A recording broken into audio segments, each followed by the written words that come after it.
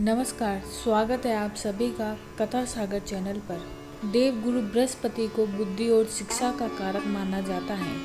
गुरुवार को बृहस्पति देव की पूजा करने से धन, विद्या, मान सम्मान, प्रतिष्ठा और कई अन्य मनोवांछित फल की प्राप्ति होती है। गुरुवार को भगवान बृहस्पति देव की पूजा का विधान है। गुरुवार के दिन व्रत और कथा सुनने से घर परिवार में सुख समृद्धि बनी रहती है।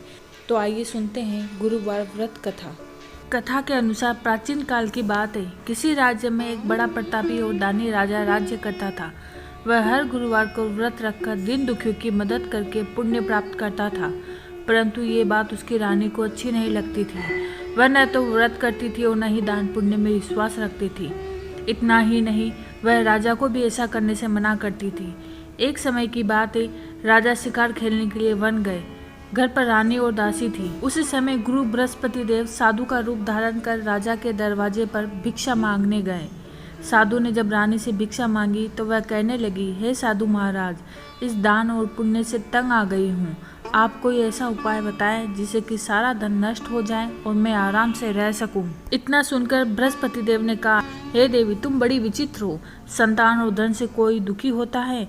अगर अधिक धन है तो इसे शुभ कार्य में लगाओ। कुंवारी कन्याओं का विवाह कराओ, विद्यालय और बाग बगीचे का निर्माण कराओ, जिससे तुम्हारे दोनों लोग सुधरे। परंतु साधु की इन बातों से रानी को खुशी नहीं हुई। उसने कहा कि मुझे ऐसे धन की आवश्यकता नहीं है जिसे मैं दान दूं, जिसे संभालने में मेरा सारा समय नष्ट हो जाए। तब साधु ने कहा, अगर तुम्हारी ऐसी इच्छा है तो मैं जैसा तुम्हें बताता हूँ तुम वैसा ही करना।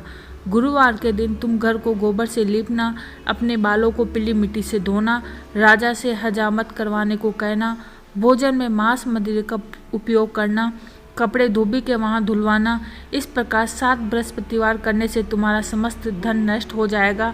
इतना कहकर साधु के रूप में बृहस्पति देव अंतर्ध्यान हो गए। साधु के अनुसार कही बातों को पूरा करते हुए रानी को केवल 3 बृहस्पतिवार ही बीते थे कि उसकी समस्त धन संपत्ति नष्ट हो गई। भोजन के लिए राजा का परिवार तरसने लगा।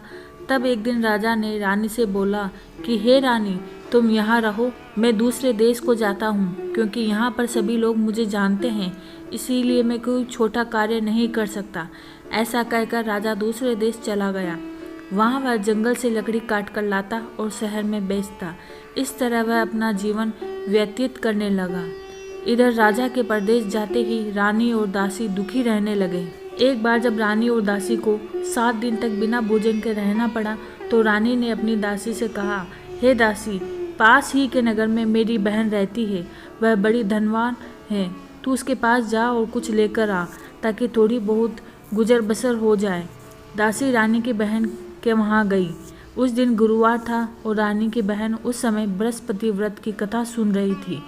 दासी ने रानी की बहन को अपनी रानी का संदेश दिया, लेकिन रानी की बड़ी बहन ने कोई उत्तर नहीं दिया। जब दासी को रानी की बहन से कोई उत्तर नहीं मिला तो वह बहुत दुखी हुई वहां से चली गई। दासी ने वापस आकर रानी को सारी बात बता दी। यह सुनकर रानी ने अपने भाग्य को कोसा। उधर रानी की बहन ने सोचा कि मेरी बहन की दासी आई थी, परंतु मैं उससे कुछ न बोली, इससे वह दुखी हुई होगी। कथा सुनकर और पूजा समाप्त करके वह अपनी बहन के घर गई और कहने लगी, हे बहन, मैं बृहस्पतिवार का व्रत कर रही थी। तुम्हारी दासी मेरे घर आई थी, परंतु जब तक कथा पूरी नहीं होती है तब तक मैं नहीं उठती हूँ और न ही बोलती हूँ, इसलिए मैं नहीं बोली। बताओ दासी क्यों आई थी? रानी बोली, बहन, तुमसे क्या छिपाऊँ, हमारे घर में खाने तक को अनाज नहीं है। ऐसा कहते कहते रानी की आंखें भर आई। उसने दासी समेत पिछले 7 दिनों से भूखे रहने की पूरी बात अपनी बहन को बता दी। रानी की बहन बोली, देखो बहन, भगवान बृहस्पति देव सबकी मनोकामनाएं पूर्ण करते हैं। देखो, शायद तुम्हारे घर में अनाज रखा हो। पहले तो रानी को विश्वास नहीं हुआ, पर बहन के आग्रह करने पर उसने अपनी दासी को अंदर भेजा तो उसे सचमुच अनाज से भरा एक घड़ा मिला। यह देखकर दासी को बड़ी हैरानी हुई। दासी रानी से कहने लगी, हे रानी, जब हमको भोजन नहीं मिलता था तो हम व्रत ही तो करते थे, इसीलिए क्यों न इनसे व्रत और कथा की विधि पूरी पूछ ली जाए, ताकि हम भी व्रत कर सके। तब रानी ने अपनी बहन से बृहस्पतिवार व्रत के बारे में पूछा। बहन ने बताया, बृहस्पतिवार के व्रत में चने की दाल, मुनगा, केले की जड़ में अर्पित करें और दीपक जलाएं। व्रत कथा सुने और पीला भोजन ही करें। इससे बृहस्पति देव और भगवान विष्णु प्रसन्न होते हैं। व्रत और पूजा की विधि बता। रानी की बहन अपने घर लौट गई। 7 दिन के बाद जब गुरुवार आया तो रानी और दासी ने व्रत रखा। वह गुड़साल में जाकर चना और गुड़ लेकर आई। फिर उससे केले की जड़ विष्णु भगवान की पूजा की। अब पीला भोजन की चिंता को लेकर दोनों बहुत दुखी हुई। उन्होंने व्रत रखा था, इसीलिए बृहस्पति देव उनसे प्रसन्न थे। वह एक साधारण व्यक्ति का रूप धारण कर 2 थालों में पीला भोजन दासी को दे गए।